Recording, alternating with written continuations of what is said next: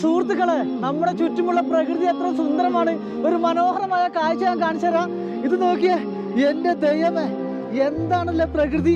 സ്വപ്നങ്ങൾ ഇങ്ങനെ നമ്മളെ കൺമുമ്പിൽ വരച്ചു വെച്ചതുപോലെയാണ് ഈ ഒരു ദൃശ്യം എൻ്റെ കണ്ണുകളിൽ പതിക്കുന്നത്. നിങ്ങൾക്ക് എത്രത്തോളം ഭംഗിയുണ്ടെന്ന് എനിക്കറിയില്ല. ഇഷ്ടപ്പെട്ടെങ്കിൽ തീർച്ചയായും കമൻറ്റ് പറയാം കേട്ടോ.